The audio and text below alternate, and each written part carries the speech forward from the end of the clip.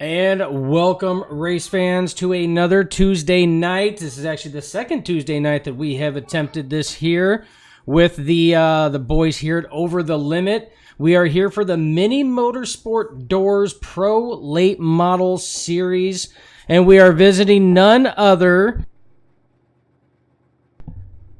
than Cedar Lake Speedway. For the running of the Full Send Gaming Nationals. So it should be a fun one with us tonight. And as you could tell, I completely... we got cross-league promotion here because I got the Fuel logo up as well. So that's always a good thing. But nonetheless, we are here for the Mini Motorsport Doors Pro Late Model Series. As always, alongside me is the legend, the myth, the man, Mr. J. Stan, Jeremy Stanley. How we doing tonight, buddy? I'm doing good. I'm sure if you'll appreciate the Thursday promotion on a Tuesday. It's the wrong tea of the week, but it's all good. I'm doing good over at my camp. I would be alongside you, but you kind of moved me below you, so I'm like a tier below at this point, if for those who are watching. But yeah, we're doing good. Cedar Lake. I love this track. It drives really nice. I know at the end of the season, and season number 1, we switched tracks. I think from Kokomo to this place, and it provided awesome action. Then in the cars that we raced, I forget, it was street stocks and something else. But needless to say, it's a great track. It's awesome views. It's just one of those drivers' tracks, and I'm looking forward to this one especially. Yeah, it should be a good one. If this race is, or if the previous races are any consolation to how this race is going to go, it should be some action-packed racing. These boys have put on some hellacious shows in the past. Last week was the first one we actually broadcasted, and they put on a hell of a show there as well. So it was good all the way around. I do believe last week was Charlotte, which is another good track. But Cedar Lake is one of those drivers' tracks. You're right. It always seems to pose really good racing. Always has a good challenge to the drivers.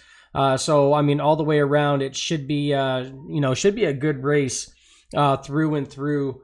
With that, I do believe last week we had some drama take place post race, so hopefully that's kind of leveled itself out a little bit. We had an issue with 2 drivers. One wasn't happy with how the race had gone, so hopefully that has leveled itself out, and these boys come here to do one thing and one thing only, and that's put on a damn good show with that. As always, the chat channels are always open. So again, we always monitor that. So throw out who you're rooting for. Throw out your favorite drivers. Talk with us along the way. Keep it PG-13. We are live on that.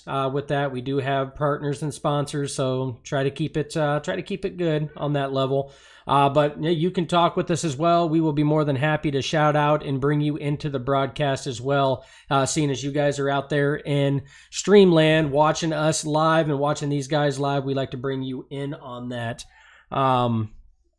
Overall, Jeremy, I mean, it's with everything that has gone on last week, I would be led to believe that you were probably along the lines of what I am tonight, that these boys had a week to kind of refresh, and they're probably going to come back and just put on a good show and leave what happens, in the past.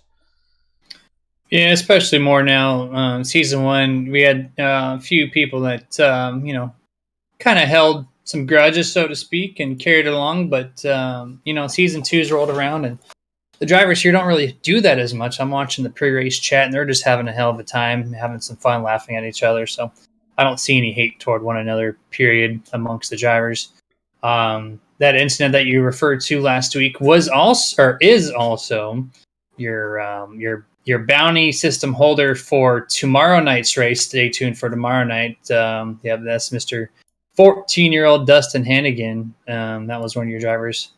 But yeah, it looks like it's clear. Everyone's seemed to be on a good mood, good mindset. And, things happen at short tracks, right? It's a dirt track. It's a short track. No matter what track you go to, And it's just that short track mindset of, close quarter, things are going to happen, and just nature of the beast. And, things happen. No one's perfect 100% of the time. You know that, I know that. So, but it looks like it's going to be a fun one. I think they got it cleared out, and should have no issue out there. And I agree 100%. With that, though, we are going to shout out to our sponsors, because I do believe these boys are ready to get down and dirty tonight. But again, we always have to, we don't have to. We want to pay homage to our partners and our sponsors out there, because they are part of this broadcast and this league and our broadcast team for a reason, because we have hand selected them. We like what they have to offer all the way around. So with that, we do want to thank Martin Sports, again, the official apparel provider for Nerditudes and Nerd TV. They are not, quoted from their Twitter, they are not just a one-trick pony. These guys do all kinds of apparel.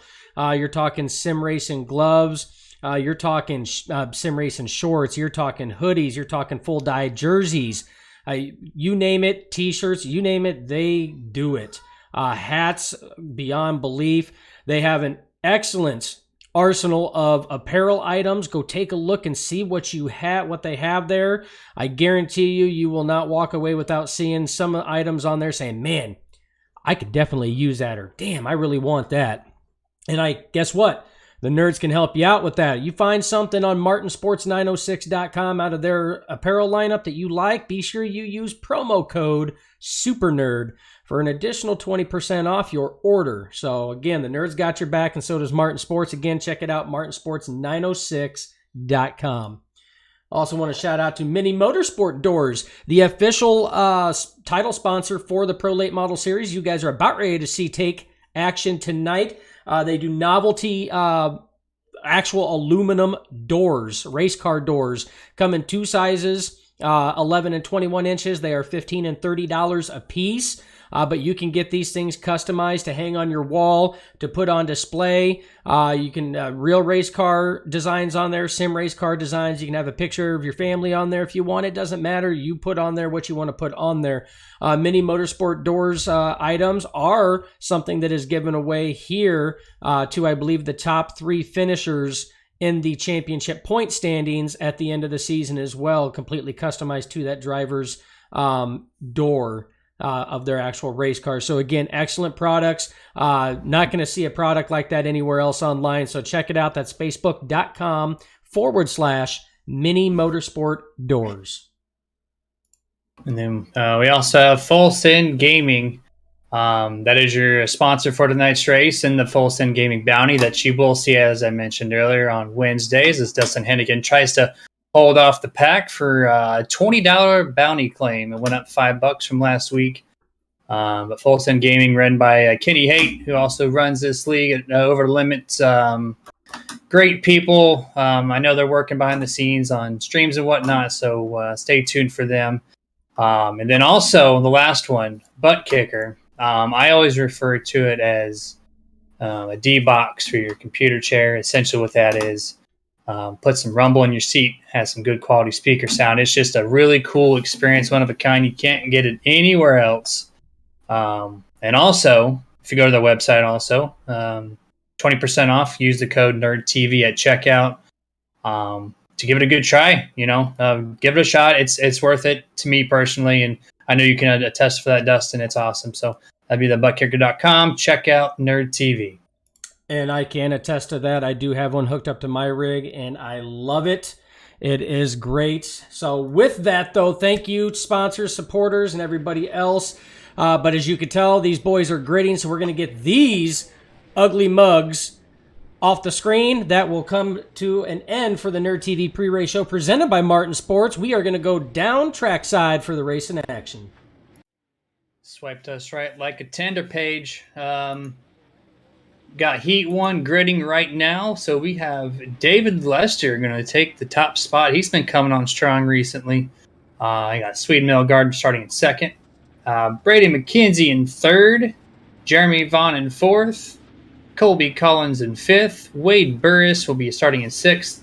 Joe Garcia seventh. and CJ Colley is going to round out heat race number 1 in 8th place. Looks like we got a total of 16 cars going to be trying to take the field for tonight's action, and 2 heat races will determine that running order. Yeah, it should be a good one all the way around for sure. These boys are ready to rock and roll. A lot of fast cars out there, and Jeremy, I've got to say, a lot of sexy-looking cars out there too. I always love watching these guys and what paint schemes they bring to the dirt tracks here, because they always look so clean before they start getting them nice and dirty. But as you can tell, the pace lights are off on the truck, Jeremy. That means that truck is going to be pulling off. These boys are going to be ready for 7 laps of racing action. Going to be a good one all the way around. Green flag is out. Drivers are off. Clean start so far off into turn 1. Side by side is the 44 of Lester. A little bit of a hiccup there as they look almost to try to go 3 wide. Wade bursts around, and also got a couple more cars on turn number 3. There is no cautions in heat races. They get it back going straight there. Colby Collins and looks like Joe Garcia got involved in a little bit of a hiccup, and then Wade Burris got turned.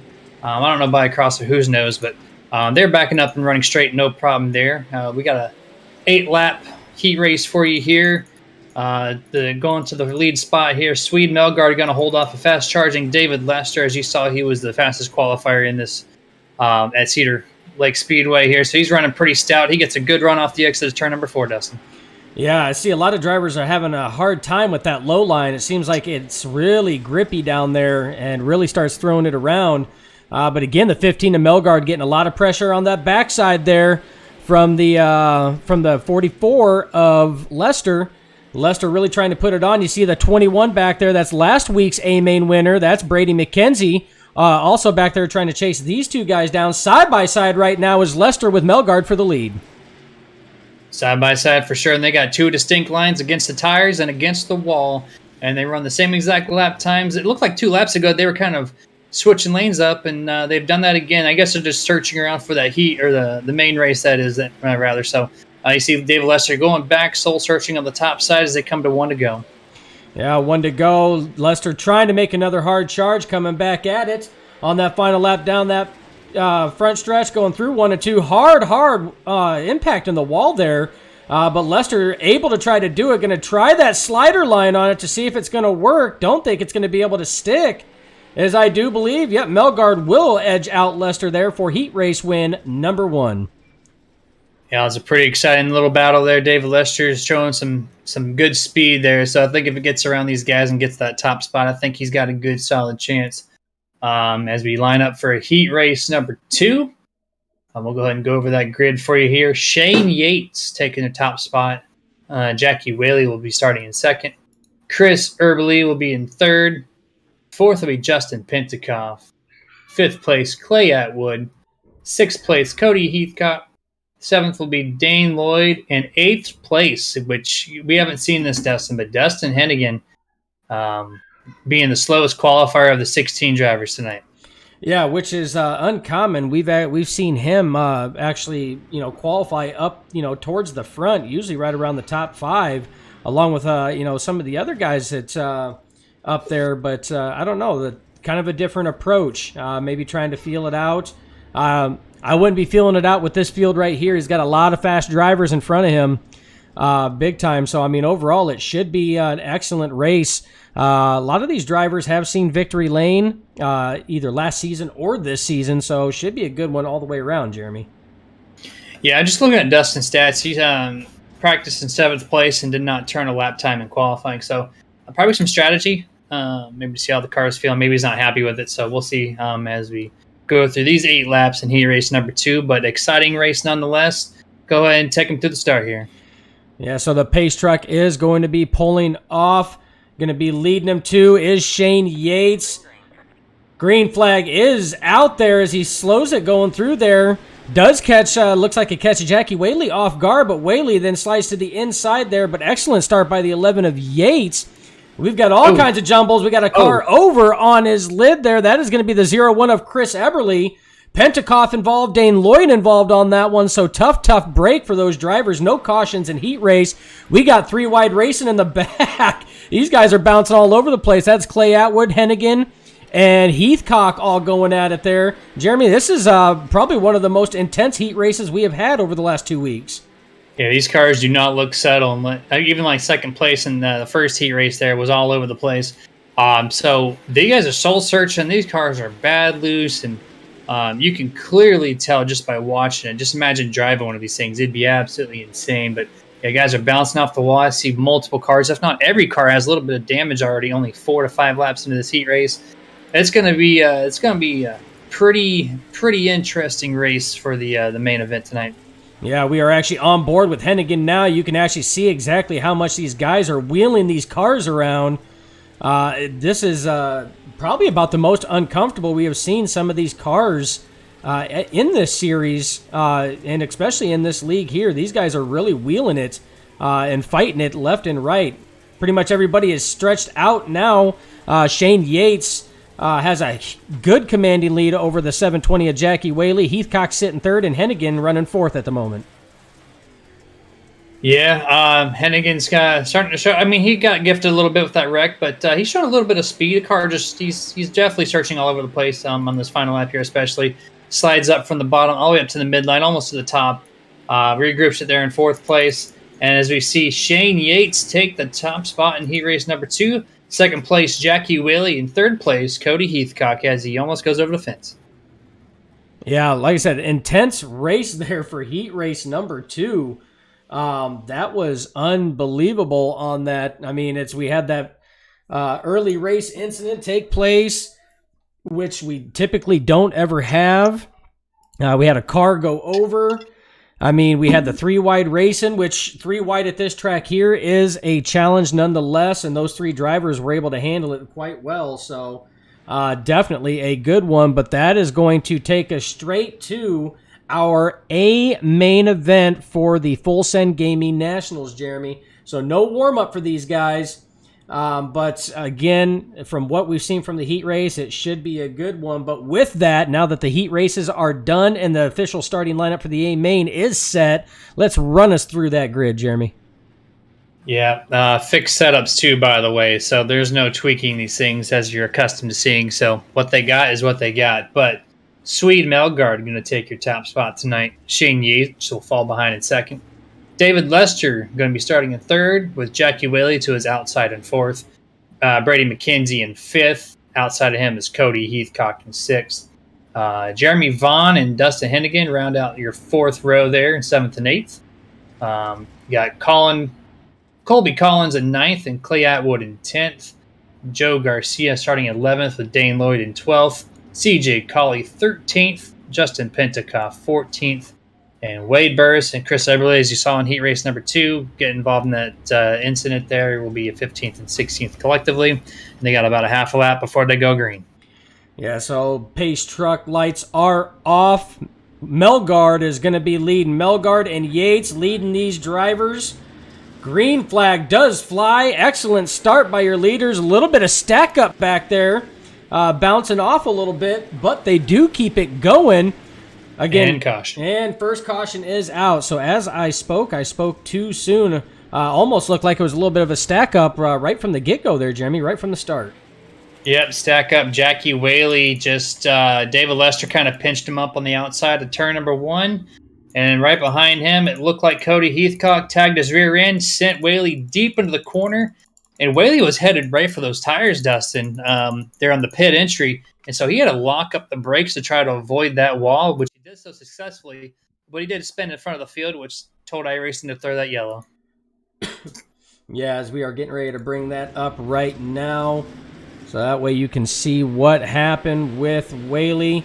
And that was that start that was up there. He does bring it to a stop, but because, like you said, he was right up there and there were cars going by, it was enough for iRacing to require the yellow to be thrown. So that's part of the, part of the whole situation that you have to deal with these dirt tracks like that, because they are smaller tracks. The cautions do come out a lot easier than those that would be thrown on your paved oval that you would see, say, your NASCAR Cup cars or Xfinity or truck cars race on. Oh, absolutely. Yeah, we got pace truck going down, by the way. They did a complete restart, so no Delaware foul because it's lap one. Green flag is out. Swede Melgard, class of the restarts. So far, 2 for 2, just nails it perfectly over Shane Yates in second place, and then they're 2 by 2 behind him. Yeah, 2 by 2. These guys, a little bit of contact there. Ooh, whoa. Everybody checking up. Everybody checking up. Green flag does continue there. It almost looks like they get too close to those tires on the inside, and that was the 111 of Clay Atwood that caused that. But amazing heads-up driving by everybody behind him to keep that going. That could have been way worse than what it actually ended up being, Jeremy. Yeah, Clay Atwood actually got tapped twice, and he actually cut all of turn 4 off and went straight through the middle grass area. But that was allowed just because of the incident. But, yeah, that was a huge stack-up that could have been a lot worse for a lot of drivers. Damage very minimal, so good way to avoid any type of catastrophe there. But they're, for the most part, now single file. I think they're going to feel these things out for 3 more laps before they get real racy, except for the leaders, which they are nose to tail. Yeah, nose to tail, and I've noticed, too, that where that incident took place, that's where a lot of drivers have been having issues. It's that bump going into turn 1 really upsets and gets these front tires off of the ground, and really causes a problem with how much bite it actually has. And that's what happened to Clay Atwood going into turn 1. As you can see, a lot of these cars, their front nose is bouncing going in through turn 1 and the apex coming to turn 2. Yeah, you can really see that front end bounce. It definitely disrupting the car, and hopefully that flattens out because those drivers do not like that feeling. It's more so in the middle of the track, it seems like at this point, but it's really hard to tell. Swede Melgard running the middle line. I didn't see his car shift around too much for that. As you see, David Lester actually taking a look on the high side of Shane Yates and just pressed the go pedal and passed him cleanly and efficiently. And now he's on the move for their leader, Swede Melgard. Yeah, and again, I mean, if you look at the line they are running, they are trying to bypass that bump going into turn 1, and that's actually where Lester got that run, and he's getting a hellacious run right now, putting a lot of pressure on the back end of Swede Melgard. So Melgard right now under a lot of pressure. So these drivers already a little bit of wall contact there by Lester over the tires as the 11 of Yates is able to save it though and keep going and does not lose a position. Nice wheel job there, but now he's under attack by the 21 of McKenzie.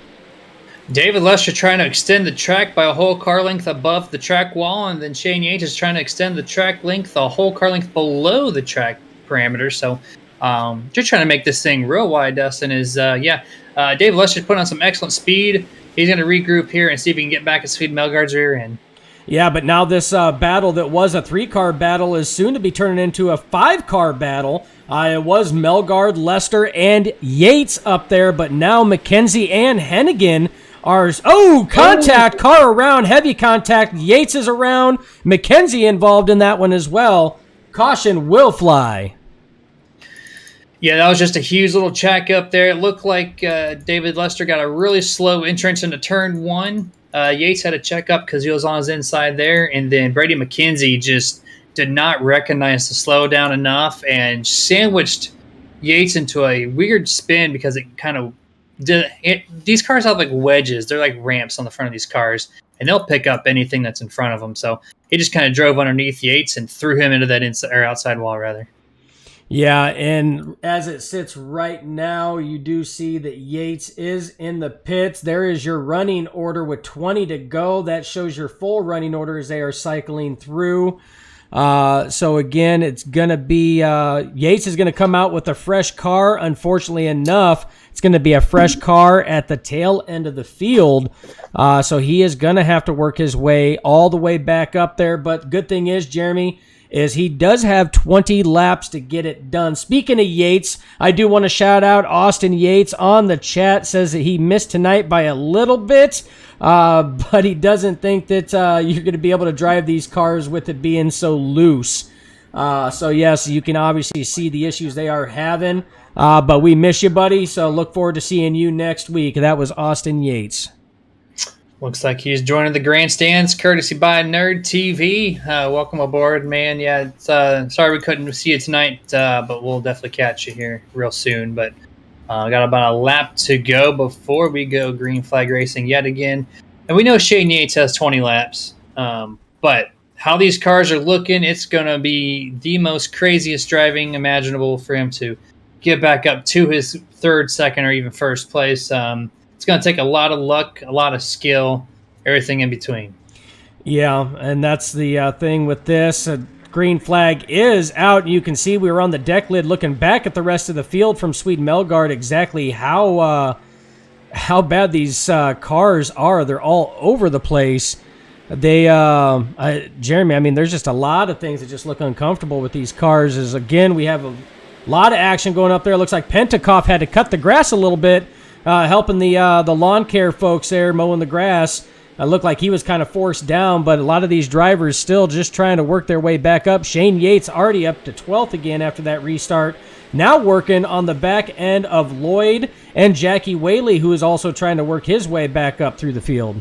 Yeah, he's around 4 cars already. He got tagged a couple times and thrown into the wall even after that green flag. So not clean by any means, but here he is over the 9 car of Dane Lloyd. Gets around him as he gets a little squirrel on the inside there. Look, maybe a little bit of contact by the 21, I'm not sure. As he gets more contact by Wade Burris, cars are everywhere. Yeah, these cars look uncomfortable beyond belief at this track, which is something that we haven't seen before. But racing action back up front, we do got that 4-car battle. Yes, you heard me, 4-car battle. These boys are tail to nose, tail to nose, tail to nose. That being Melgard, Lester. Hennigan now on the inside of Melgard and Lester, trying to go 3 wide. And then Heathcock back there as well with that 4-car tango. But don't look too far back because you do have Joe Garcia in that 114 getting a lot of pressure from behind from the 8 of Jeremy Vaughn. There's a lot of guys all the way through 8th or 9th that are also just nose to tail. It's impressive how close they're running side by side. Oh, is Dave Lester heavy contact with Hennigan into the outside over his car. Caution is out. Yeah, that one, big time accident in the back. And they're still flipping, still going. So, again, a lot of damaged cars in that one there. We're going to go back and take a look at that. I do believe that started with coming off of that corner. It did look like the 44 of Lester came off the corner and just let it drift up a little bit and made contact with the 16 of Hennigan and just ran out of racing room, which is really, really easy at this track. There's not a whole lot of room to begin with, so it just seemed like they ran out of real estate and everything just kind of went topsy-turvy from there, as we're watching right now. Jeremy Vaughn did kind of start the domino effect there a little bit. It was David and Dustin that got entangled up in the turn number 3, and then things happen here so quick. Wasn't enough time for Jeremy Vaughn or everyone else behind them to slow down in time. And they just piled right on it, kept Dustin spinning over, I think, probably 4 or 5 times. And then Whaley decided to go underneath his car just because there's nowhere to go. So Dustin's in a really weird predicament. Want to see where he's going to start off. Looks like they kicked him off in the far back of the field. They did not give him any advance on this position. And we are actually going to go on board with Jackie Whaley as he saw everything unfold in front of him and then a whole lot more as he went into turn 1. So on board with Jackie Whaley, you see all the cars flipping up there. Track just clustered, nowhere to go, up underneath. Hey, it's good to see Dustin Hennigan is following protocol with his undercarriage. So, again, just nowhere to go, and everything just gets clogged up, Jeremy. Yeah, but as we go back to green flag racing, we actually got a huge pileup early on the restart here in turn number 2, involving Jackie Whaley once again, and it looks like Dustin Hennigan as well. Started by Dane Lloyd and Jackie Whaley getting side to side and making a little contact there and spun out in front of the field. And like I said, that last caution, there's just a little room to go. Man, these boys are keeping the production crew busy tonight. So again, we're going to stay on board with Jackie Whaley here and see exactly what happened. See contact, he goes up and over. CJ Colley involved in that one there. You see the 36, like Jeremy had stated, the 16 of Hennigan involved in that one as well. So again, a lot of damaged race cars in this race tonight, Jeremy. Chris Eberly, the way he avoided that wreck, he just drove it straight into the wall hard and just squeezed the gap. It was kind of like a Days of Thunder turn 3 on the high side scenario where he just squeezed the gap. But, I mean, he did smash the wall, but he avoided the cars. So, I mean, there's that. That's kind of cool. But sacrificed his car a little bit. It's a little damaged, no problem. I think lights on the pace truck are out. Going to be Swede Melgard going to be starting the field once again. 11 to go at the green flag. Yeah, so again, that has shuffled up our top running order. Again, Swede Melgard out front in that lone front row with this Delaware restart. You do have Heathcock and Garcia now in that second row. Dane Lloyd and Shane Yates in that third row. So Yates working his way back up. Next row is going to be the 21 of McKenzie and the 8 of Vaughn. Then we go back to the 0-1 of Eberly and the 25 of Pentecoff. So again, the whole running order has been shuffled up big time. Lights are out on this pace truck. These boys will be going back to racing as Swede Melgard leads them off of turn 4. Green flag does fly. We are underway again. Side by side, unless your name's Swede Melgard, who's the class of the restarts here once again. Looks like the cars are kind of 2-3 wide there for 5th or 6th place, and also back there for 10th and 11th. They're still 3 wide. Yeah, still 3 wide, still going at it here. There's racing all over the place, Jeremy. 3 wide right there. You see Pentecoff was there with Lester. Lester and Pentecoff trying to. The 21 of McKenzie is around. Looks like McKenzie's stuck on the tire. The 111 of Atwood goes around as a result of that as well. So unfortunate event there. The 21 of McKenzie unfortunately got caught on the tires, but was able to get back off of it again. Because if it wasn't for the tires, I'm pretty sure he probably would have been able to get that thing rolling, and the caution may not have come out on that one. Yeah, exactly. And Clay Atwood actually, it was a complete isolated incident. He just drove it up too high, hit the wall, and it kicked the car around. He did some really crazy, wicked 360 loop around just to get back going straight. But very little damage on both of them. But again, it was in front of a field of cars coming right at them. So iRacing had no choice but to throw the caution once again. That's going to put them on lap number 27, 8 to go whenever they go back green. Yeah, 8 to go. Now, I'm going to tell you right now, Jeremy, I mean, we know that Melgard is he's probably one of the best restarters that we have seen. And this league has a plethora of excellent drivers that can restart with the best of them. But that 149 of Heathcock was all over him and putting a lot of pressure on him. So was the 114 of Garcia. So both of those drivers have been really putting pressure on him. But now the Delaware restart is out the window. We are going single file as it is under 10 laps to go. So with that 15 of Melgard is going to bring him off of turn 4. Green flag does fly.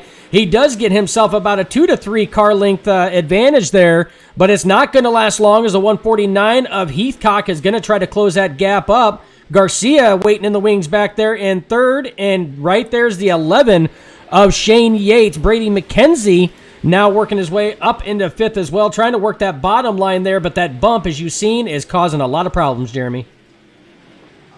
Yep, as we got another caution here, as second, third, and fourth kind of tangle around. That's not the reason the caution. Oh, Heathcock heavy into the wall at the exit of turn number 4. Looks like we have Wade Burris wedged underneath the white tire and exit of turn number 2 on the bottom. And that is your reason for the caution. That, and also looked like the 36. Go back to that. Yeah, CJ Colleague did spin out as well. A couple cars involved there, and then second, third, and fourth just kind of had their own little thing. I'm pretty sure that is not how the track officials intended these cars to be parked under the tires there. But I will say that is one of the rarities that I have seen as far as seeing these one of these pro late models literally wedged underneath the tire with the ass end up in the air and not being able to grip or move to have to be towed back to pit lane. Yeah, it's a rare iRacing physic, and yeah, these things are like axes and those tires are like wood, and he just kind of wedged in there a little too hard and couldn't pull the axe back out. But I want to turn my attention before we go back to green dust, and I don't think track position matters. You got Joe Garcia in third, who started 11th, and then Shane Yates, who was dead last with 15 to go. He's in 4th place. Yeah, and I don't think it's going to matter on that. I mean, they have really done this out. As again, Melgard off of turn 4. Green flag does fly. Big time False start. Okay. Back under caution again. Kenny Haight, he's he waited for the green flag to drop before he extended that caution one lap, so he tricked everybody, even us here in the booth. He sure did, man. He pulled it hard on that one there. We were not expecting that one. So with that, we do not have race control up here in the booth. We do not hear race control. So when race control is going to do something, we're just as surprised as you folks out there, obviously, because I was ready to call that green flag. I was wondering why Heathcock was just kind of cruising there as Melgard took off. So, but no, Jeremy, to go back, I'm with you. I do not think track position really means anything here because, I mean, this whole running order has been jumbled up a number of times with the exception of the 15 of Sweden Melgard, who's been up front leading the way, and that seems like that's been about the safest place to be right now tonight. So just wondering exactly how much that damage from that heavy hit that Heathcock took between him and Garcia is gonna bottle him up as green flag does fly. Another excellent restart by Melgard as he jumps out to about a 3-car length lead. And again, they're going 3 wide back there for third right now, bumping and banging all over the place. They managed to hold on to it. That was a 21 of McKenzie, the 11 of Yates, and the 114 of Garcia. Caution is out as we got more cars wrecking back there, and we have a huge pileup on the front stretch right now. That is going to be Colby Collins there that got turned. Clay Atwood and Dane Lloyd are the original reasons for the caution. I was trying to find that, and then you said more was going around, and yeah, quite a few incidences here. Things are getting a little feisty, a little patience have dwindled away, and now they're just trying to grind for the final 6 laps. It looks like they're trying to give it everything they can, and yeah, huge stack up there on the front stretch as well. So quite a few cars injured in this one. Yeah, quite a few cars and quite a few prides are injured in this one right now, and that's exactly what it is, Jeremy. We are at, when this thing goes green again, 5 laps to go. These drivers are trying to get every inch possible that they can. And on any other given day, Jeremy, these drivers would be able to do this and bounce off each other without any issues. But I feel that the track is adding to that and making it more difficult for them to do that and to do it cleanly without spinning or bringing out a yellow flag. So I think it's causing more problems than anything as the green flag's back out officially. Sweden Melgard again on an excellent restart. About another 4 car lengths. You see the 11 of Yates way down low on that. Right alongside the 114 of Garcia as those two are going at it. Right now, slider job done. Hard impact into Heathcock. McKenzie is over. No. Caution is out. We have cars all over the place tonight. Oh, no, this is... Brady McKenzie upside down, turtled. I was just going to comment how much of a cleaner restart this was, and then Garcia looks like he had to do a huge check up there, entering turn number 4. Brady McKenzie got into the back of him, and then it just domino affected once again because these cars are just running so close to each other, so fast. Whenever something happens like that, there is literally no time to react. Yeah, and I mean that whole thing started on. It was the slider line by Shane Yates on that just. You talk about a door check from hell. I mean, that thing pile drive the 149 of Heathcock straight up into the wall, and that everything just spiraled down from there. And I feel that a lot of the drivers further back were kind of checking up to that contact as hard as it looked up here in the booth. I can only imagine it looked about 10 times harder down there on the track. Yeah, I'm sure it took Cody Heathcock by complete surprise when he thought he had the corner made, and then, she traded some blue paint on the side of his car. He wanted to, show off his colors, I guess, a little bit. I don't know, but a little retaliation here is they're 3 wide on the backstretch. I don't know what happened there, but it looked like... who was that back there? It looks like Colby Collins was hunting for somebody. It checked up multiple people here. Yeah, a lot of bumping going on here. You see the 3C of Colby Collins is bumping. Vaughn is down on the inside here, so I don't know what is going on with this restart.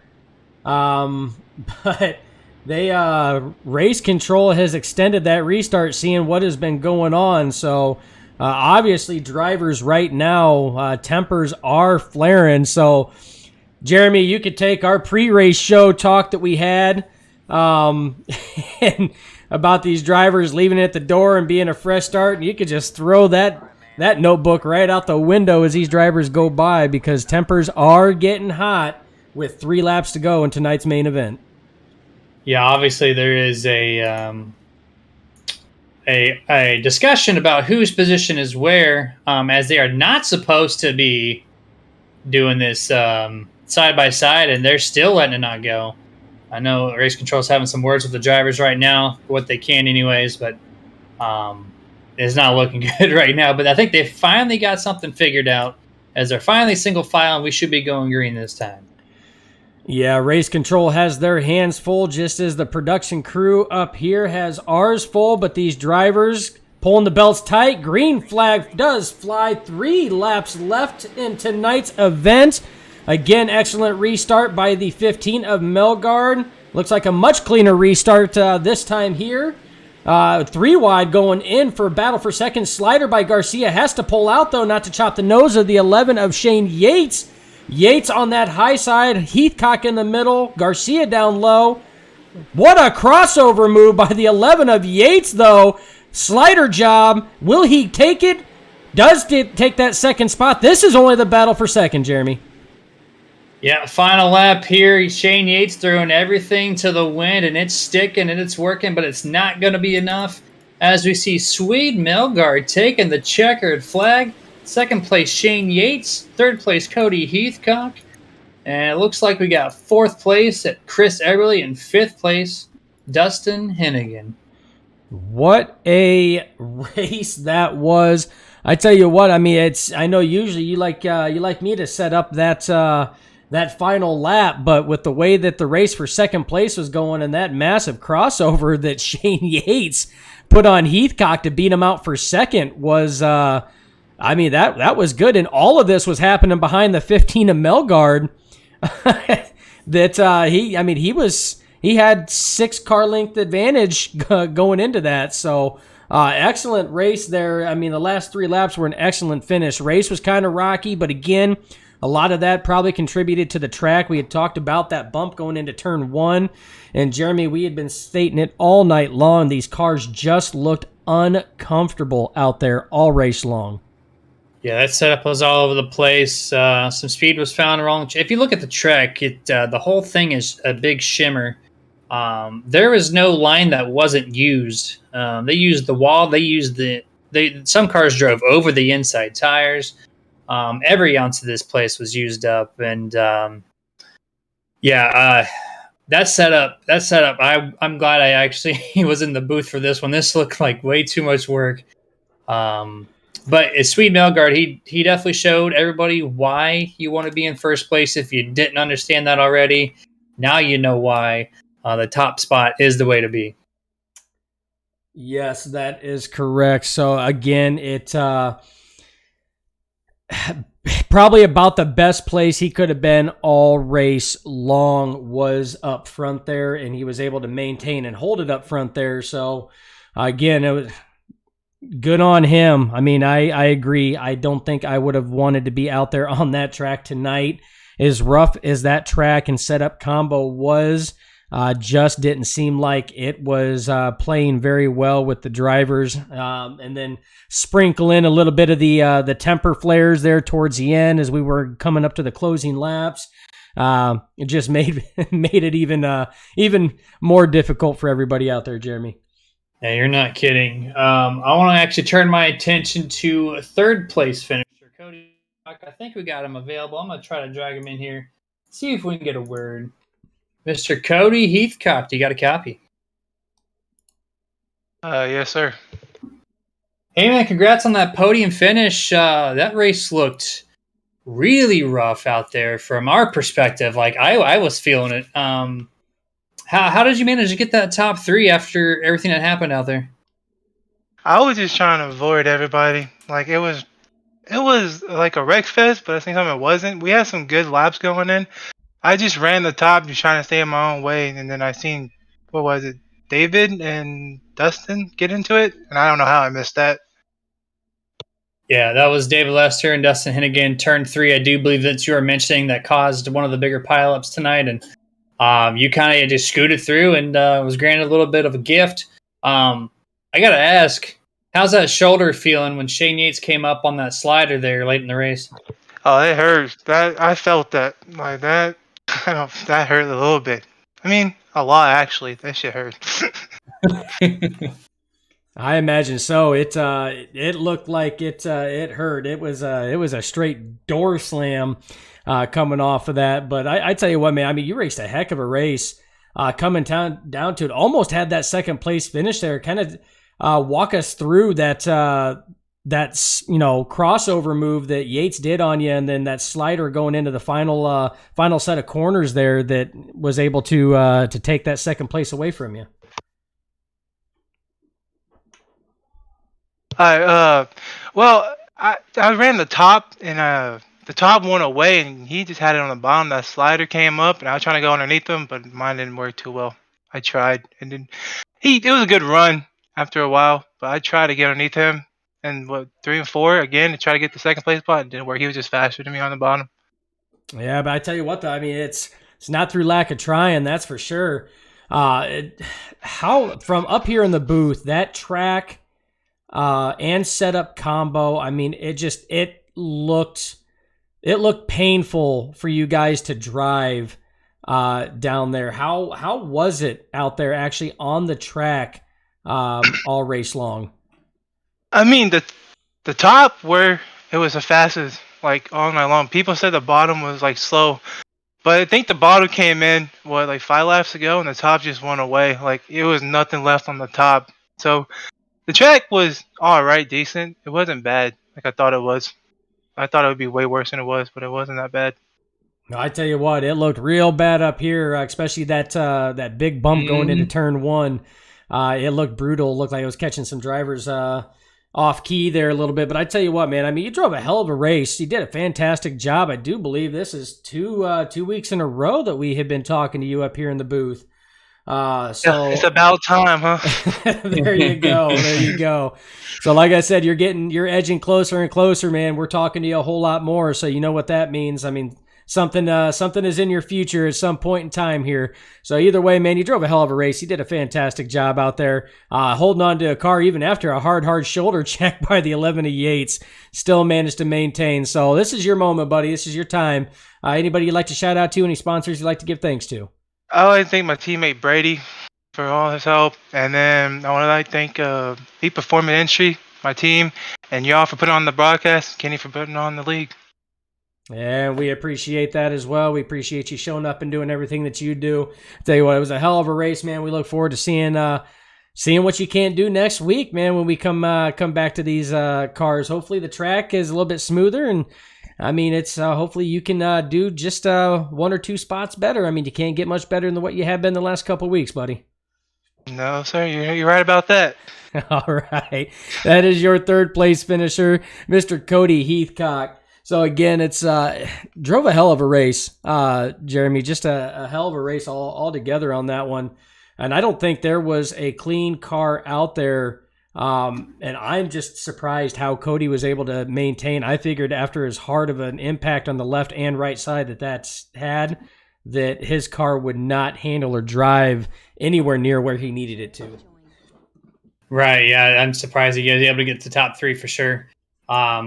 He still pulled out 3rd place. That's pretty impressive. Congratulations to him. I am now going to switch attention to Shane Yates, who is our 2nd place finisher.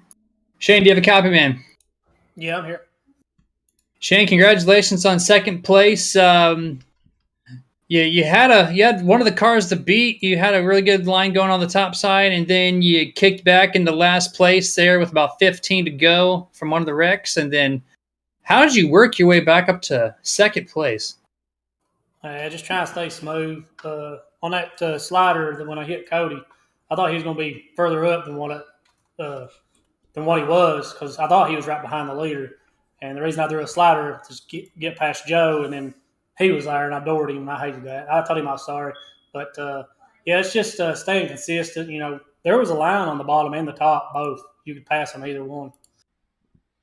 Yeah, I actually talked to Cody about that, about his shoulder, how it was feeling. He said he was feeling it pretty good. I'm sure you felt it the same way. And yeah, I mean, other than like the middle of the track, I made a comment about the whole thing looks shiny. Unless you look, underneath or right around the white tires and right next to the wall. Those are the only two places that still have dirt that's got some grip left into it. But yeah, you actually had a really good line entering the bottom there. Was that something you had worked on planning for the end of the race? Yeah, once everybody moves to the top, you gotta use the bottom in 1 and 2. You gotta hit it just right to come off of it good. If you don't, you're gonna lose a lot of speed. Well, I tell you what, you were getting something hooking up right. I got to go back to that battle you and Cody had. I mean, you guys probably some of the, coolest battles that we've seen on the track anywhere. You had stated that slider, you thought he was going to be further forward. I tell you what, it looked hardcore, but you were able to land it later on when it counted. Tell us about that setup there, because the way that crossover and the way you nailed it, your front wedge of your nose was underneath his car. You cut it so close for that slider to take second. Yeah, you get so much speed off the 1 and 2 that if somebody tries to run the middle, you're gonna have a lot of speed. And like, it was real close, man. I think I barely did tip him on the right quarter a little bit, but I tried to cut her in as fast as I could so I didn't lose him on speed, so I could throw that slider, and it worked out. It did, and it was well timed and well placed all the way around. It was, like I said, it was a perfectly executed. You couldn't have got it any closer. If you would have, then he would have went around, you would have ran around, or both. So, but either way, a second place finish is fantastic. The question is, you've been up there, been running competitive. You were competitive up there early in the race until that accident where you had to hit the pits and go all the way back and work your way back up again. How are you feeling on your chances this season on finding victory lane here in the Mini Motorsport Doors Pro Late Model Series? I think I could have had it tonight, but just wasn't lucky enough. I got I think it was like lap 10, something like that. I got in too, but it was just like a checkup deal, and had to go to the tail. I think if I stayed up front, I think I could have pulled the win off. There you go. And I tell you what, you keep running the way that you do, buddy. And we're going to be interviewing you last up here for the Full Send Gaming post-race podium show. But either way, a podium finish, especially in tonight's race where the track looked rough. You weren't just racing other drivers, you were racing the setup and the track as well. It was a shit storm, to say the least, with a lot of stuff. But I tell you what, you managed to pull it off and come home in second place. And that was after falling all the way to the back after that lap 10 incident. You were correct. It was lap 10 because Jeremy and I had commented you had 20 laps to try to make your way back up, in which you did, to no surprise there. So again, congratulations on your second place. Did a fantastic job, buddy. This is your moment, though. This is your time. Is there anybody you'd like to give thanks to? Anybody you'd like to shout out to? My team No Love, all them guys over there helps me out. And I appreciate Kenny for putting this league on, you guys for broadcasting. And congrats on the win for Sweden. Absolutely, and we appreciate all the thanks that you and the other drivers give us as well. Again, we're just here. You guys are doing all the work, man. You're putting the show on. We just happen to have the cameras to show the rest of the world. So again, congratulations on your second place finish. Did a hell of a job. We look forward to see what you can't pull out come next week. All right, take it easy, guys. You as well, buddy. That is your runner-up tonight, your second place finisher for the Full Send Gaming Nationals here at Cedar Lake Speedway, Mr. Shane Yates. And that's going to leave no other than your race winner for tonight, Swede Melgard. Swede, you got a copy, man. Gotcha. How's it going? Going pretty good, man. Feeling good. Yeah. I was hanging on there at the end. Yeah, you kind of proved why you want to be in first place. Let's just put it that way. You did have some good battling there in the beginning and in the end, and even in the middle at some points. But your car looked like it was on a whole different level than everybody else. Were you just driving the track a little bit different, or did you just find some secret on the track that everyone else did not know about? No, it was really hard to pass early in the race and through the middle. We had a couple of battles there where they got underneath me. It might have been 2 or 3 wide a couple of times, but I was just trying to be really smooth and keep the top rolling. I knew it was going to be hard to pass. They would have to hit a pretty much perfect line to pass me there. And then at the end, it was just, man, I was thankful to be out front because it was just wreck after wreck. And It happens like that sometimes when the track gets like this, but all in all, it was a good race. I had a lot of fun. Yeah, no, it looked like it was a lot of fun, at least from your perspective, anyways. Yeah, even with the 2 and 3 wide, I mean, it's always good to see, but it kept it clean too. Did you have a lot of practice with this setup? Just because your car looks so much more stout and smooth. I know you try to run the thing clean, but so did a lot of other people. And it looked like you found a secret there that, everybody else was all over the map besides you. Was there like some particular way you were trying to adjust to tackle the track with this setup? No, I'm glad it looked smooth, but because it felt like it was a handful. But really, the secret is just being out front where you can pick your line and not try to have to work on a pass or keep the guy behind you. I just concentrated on hitting marks and just being super, super smooth, not spinning the tires. And it felt I don't ever race fixed setups and hardly ever race pro late models, honestly. So it was good to be out front and just trying to be smooth as possible. Now, we keep coming back to talking about the track. I mean, overall, throughout the broadcast, Jeremy and I were talking about that track just looked rough, especially going into turn 1 there. And that's happened to be where a lot of the incidents took place. How was that track out there, especially going into turn 1, as far as on that low line? How uncomfortable did it upset your car? A couple of times I hit it and it shoved the nose pretty bad, and I had to get out of the gas for a long time. Luckily, like I said, being out front, you have the room to move around. Even if you get the car upset a little bit, you can kind of catch it and keep it straight. But yeah, I don't know if it's something new. We haven't raced Cedar a lot lately, if it's an update they've done or what, but I hope it's not like that in the street stocks.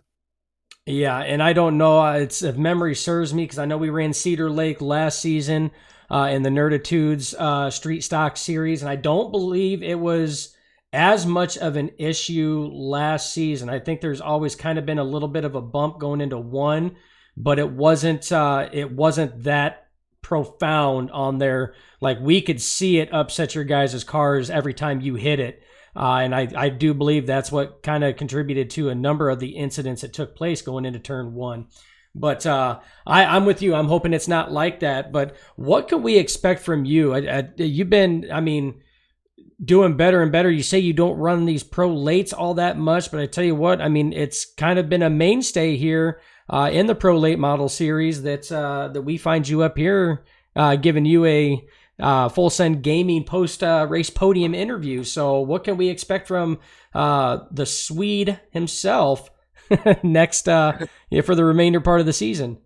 I'm kind of mad at myself that I didn't run. I missed a couple of races earlier in the year because I think they started earlier or something, but I've been pretty consistent in these. I got taken out at USA like in the middle of the race while I was leading. I wasn't going to win that race anyway because I'm not good there, but I think I messed up a good top 3 finish.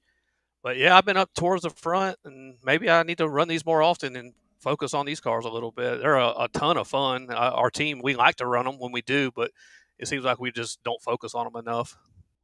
I think, just take it from me. I'm just a broadcaster up here in the booth calling all the action that you guys put on the track, but with the way that your team's been running, it might be something to try to sway your focus towards, because the way, like I said, you guys have been running stout. You guys have been doing an excellent job. So, keep going on what you're doing. You're doing a fantastic job, obviously. Otherwise, we wouldn't be talking to you at the end of the races. So you and Hot Lap Heroes are doing something right. So just keep doing what it is. But either way, this is your moment, your time to shine.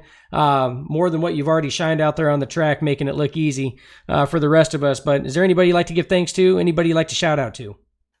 Yeah, just my wife and daughter. I always try to thank them first. They put up with a lot. I come in here and turn the laps when they go lay down. So the later the better for these races for me. But other than that, our team, Hot Lap Heroes, all the guys are just so much fun to race with, and we get along well. And just run laps in practice. We don't really focus on practicing per se. We just go and race hard against each other night in and night out, and the speed's showing up here, even in the fixed setup races. So you guys for the hell of a broadcast. I love listening to it, watching it back, sharing it on our page, and also keep up the good work there. And then Kenny for the league, man, we appreciate you, Kenny. I know he's a little frustrated with the way it went down tonight, but you can't have a clean race every week. That is 100% true. You can't. Sometimes they're good, sometimes not so clean. That's just the way it happens. But again, us up here in the broadcast booth, I know that he appreciates that with all the work he puts behind the scenes. The guy's a workhorse and a hell of a guy to boot on top of that. And I know on behalf of myself and Mr. J Stan down below me there, we appreciate all the love that you guys give us. We try to pull new stuff out all the time to try to make it better. Share the love, man. I mean, let us know what we can do better. We're here for you guys, for all the people you share it with. You get feedback, man, you just let us know. That's what we're here for. So, but again, congratulations on your win. Look forward to seeing, buddy, what you can do the rest of the season. Get back with Hot Lap Heroes there and tell them, hey, I think we might need to focus on these pro lates a little bit more because this is a hell of a show. Will do, man, and I appreciate it. And I say the only thing you could do better is just call more races. Yeah, we might be working on that. So, so again, congratulations. That is your first place winner for tonight's Full Send Gaming Nationals here at Cedar Lake Speedway, Mr. Swede Melgard. So thanks, guys. You betcha. Thank you, sir. I tell you what, Jeremy, I mean, there were cautions in there, but I mean, you got to look at the track. You got to look at the setups. I mean, every driver that we interviewed tonight had stated something or other with the setup or the track or the combination of the two was causing issues. So you got to kind of keep that in the back of your mind as well with some of these late race cautions. Yeah, I mean, I got to probably blame the track crew who prepared this dirt tonight. They did not make turn one fun. The setup didn't look like it was in anyone's favor either, unless your name was Swede. He had the formula out there to get it done and led every single lap, I do believe.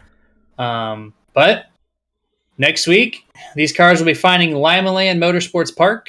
That is personally one of my favorite dirt tracks to race and watch.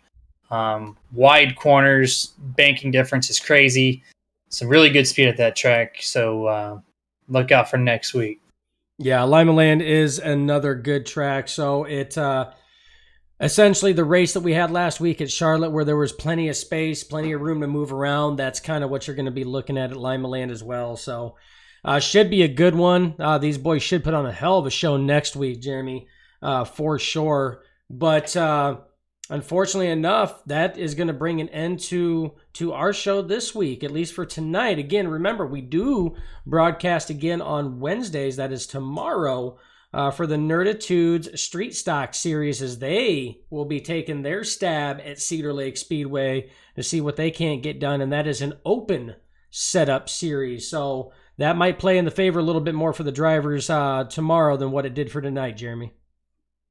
Yeah, we'll find out. Of course, they spend a lot of time on those open setups, and those fixed setups are just kind of like a little starting point. So open setups for sure is going to be the preferred method for a lot of these drivers who spend, countless hours each week working on these setups. Some people just like to throw it in for a few laps and all of a sudden just run good. They kind of take us by surprise sometimes, but I know some of the guys have worked on those setups for the other guys, the newer teammates. So Limaland's going to be a great place to watch. So stay tuned for next week. And yeah, tomorrow too, the street stocks never let down. Even at Cedar Lake, you guys are going to have a ton of fun. Absolutely. And with that, we are going to go through our unofficial finishing order. And I say unofficial as a disclaimer because late race penalties can be handed out by race control. This is just how they cross the line for tonight's broadcast event. With that, again, be sure that it you kind of keep that in mind, but we already gone over our top three, which is Swede Melgard, Shane Yates, and Cody Heathcock. Chris Eberly in that 0-1 did bring it home in fourth place, so good rebound. If you recall, Jeremy, at one point in time in tonight's race, he was actually on his lid and did bring it home fourth. Dustin Hennigan come from the back to nab a top five. He was also flipping and rolling on his side a little bit tonight as well. Joe Garcia does finish in the sixth position. Colby Collins in that 0-3 in seventh. Jeremy Vaughn finishes eighth, so that's the number 8 car in the eighth position. David Lester, who had a very strong start of the race, ends it in ninth place, and Justin Pentikoff rounds out your top 10. CJ, 11th. Go ahead, Jeremy. Yeah, it's 11th place, CJ Colley. Got 12th place of Clay Atwood. 13th place would be Dane Lloyd. 14th, Wade Burris. And then the two guys that did not finish, unfortunately, this evening, Jackie Whaley in 15th.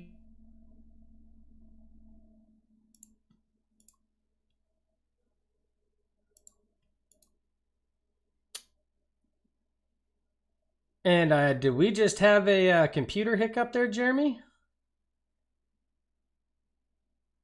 And we we just lost all audio for Jeremy. He's gone. He's gone. I should be back. There you go. Now you're back. Hey. Oh, technology rocks. See, even the nerds have problems. So It's not fun. Yeah. So again, excellent job by everybody tonight. But we do want to give one final shout out to our sponsors to give thanks again, starting with Martin Sports. Again, fantastic apparel lineup, even better products, and an even better staff. Bar none, you are not going to find them like any other place. Be sure you check out their apparel lineup at martinsports906.com. If you find something that you like, be sure you utilize promo code SUPERNERD for 20% off your order. I want to give thanks to Mini Motorsport Doors. Again, the title sponsor for the Pro Late Model Series tonight. Novelty doors. Again, hang them up on the wall. Put them on your desk. Full aluminum door panels, much like the door panels that you've seen on tonight's cars. Just undamaged and not dented and tore up a little bit like they were on tonight's cars. 11 and 21 inches at $15 and $30 a piece. Have them customized however you like. Fantastic product. You won't find anything else like that on the net. Check out facebook.com/Mini Motorsport Doors.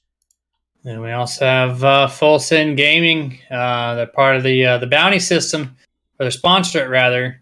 As you will see tomorrow night, as I mentioned earlier, Dustin Hennigan will be holding off the field for the third week in a row and trying to go for that three-peat. Young kid coming in halfway through the season and showing these vets what they're going to do, what he's going to do to them rather. So stay on the lookout. Full Send Gaming, sponsor of the bounty system. And then we have Butt Kicker, that rumble in your seat when you, especially in these cars, Dustin. I know you got more experience with it, but the Butt Kicker, man, that thing puts you in the real seat of a car when you're driving with that thing underneath there. So it's an awesome product. Check it out. You got to watch the review, do it. I know it's a little bit of money, but it's well worth it. And we give you 20% off when you use the code NERDTV at checkout. So once again, buttkicker.com, NERDTV at checkout saves you 20%. Absolutely, and we want to thank everybody that has had a part in this as well. And Mr. Joe Simmons, don't think that I forgot about you either. He did shout out and said, "Good job, Cody." That was Joe Simmons watching us live on Facebook. We appreciate it. We just wanted to make sure that we got all the drivers interviewed there before we gave you a shout out. But like we always say, we always love bringing you guys into the broadcast. So on with that, Jeremy, that is going to bring an end to tonight's broadcast and to the end of the Full Send Gaming post-race podium show. So on behalf of myself, on behalf of the legend, the myth, the man, Mr. J. Stan, Jeremy Stanley, we'd like to thank you guys for watching, hanging out with us, having fun. Be sure you spread the word, like, follow, subscribe, tweet, retweet, whatever you guys want to do. Just make it happen. We appreciate anything you guys do. So on behalf of all of us here at Nerditudes and Nerd TV and Over the Limit, to everybody out there, thank you guys. Stay safe out there, and we're going to catch you guys at the next track.